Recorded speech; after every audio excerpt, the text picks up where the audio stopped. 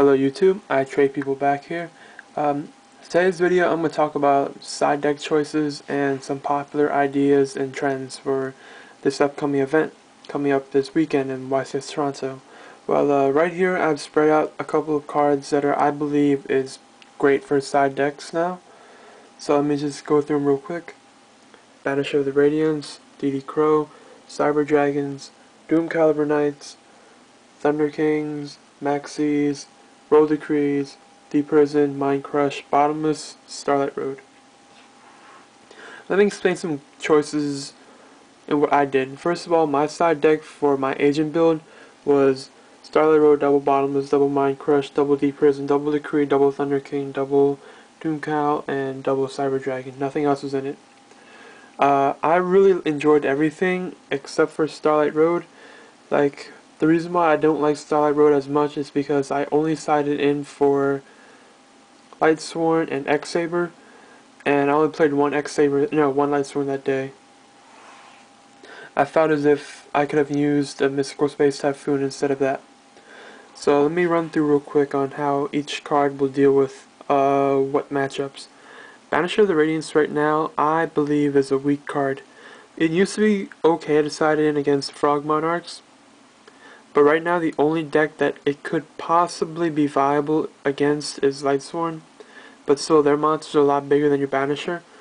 Why I see it being a good card later on is because Dark Worlds are coming out, and their monsters need to be in graveyard. Like, they're very graveyard orientated, so Banisher is like a hindrance to that. That's why I see it being more played. Same with DD Crow. DD Crow, I believe, lost a lot of popularity because of the rise of agents and gravekeepers. Plants, they're quite unsung right now.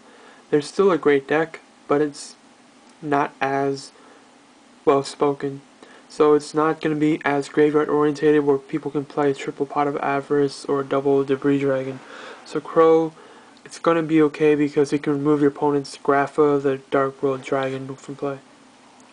This card is an amazing card, it always has been, but especially when a format becomes so linear.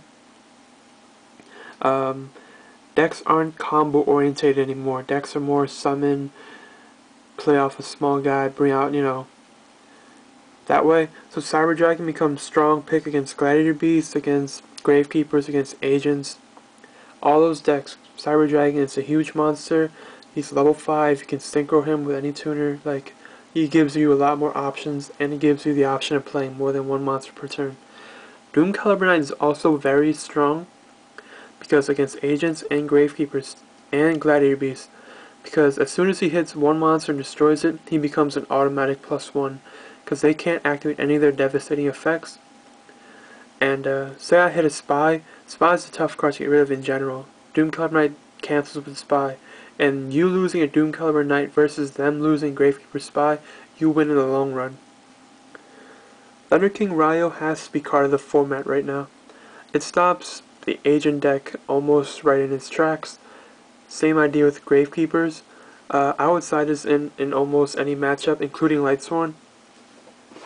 It stops so many cards as in Pot of Duality, which is very common in a lot of decks right now. It stops every gadget summon. It stops Sangan, which is ridiculous with Tour Guide. It stops every inherit summon, such as Hyperion, Christia, all that. This monster is the best standalone monster right now. And with the release of more cards, it might change, but right up now, this card is the card of the format. It has to be in anyone's side deck or main deck, if you expect to win, in my opinion. Starlight Road, I put it in because I wanted a card against Lightsworn, and when I did play against Lightsworn, I got it off twice. It is a clutch card, but I find it way too situational. I'd rather have the MST in here because against Lightsworn, I feel like I have enough in here to handle it. Bottomless Trap Hole, like I said before, when the form becomes quite linear, monsters become bigger and bigger. This card's perfect against Gravekeepers. Anytime they summon a monster such as Recruiter with Necrovalley on board, they lose their monster, they lose their spies, every single monster falls into Bottomless. And since it's lost popularity,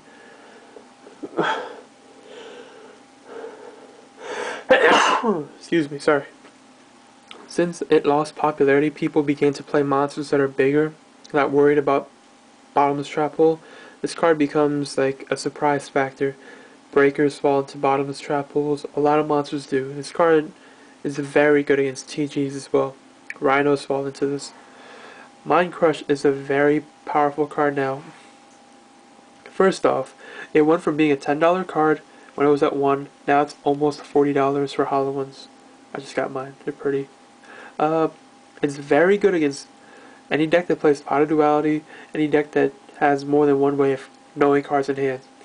For example, Earth, Pot of Duality, Gravekeeper's Steel, Gravekeeper's Recruiter, Sangin, Beckoning Light, any of those cards, Mind Crush becomes very powerful, especially against TGs as well, because their whole deck is floaters and gadgets. Dimensional Prison is very good against decks that are, again, linear, like I said before. You see the trend of my side deck.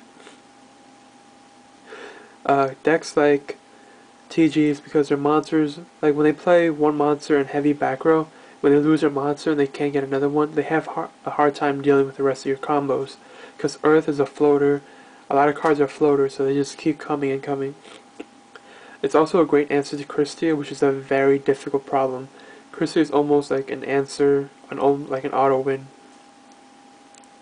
Dimensional Prison slows down the pace of the game and allows you to win or control the game. Roll Decree. The beauty of this deck is you can side in Roll Decree, Double D Prison, and Double Bottomless, and play it as how you would like.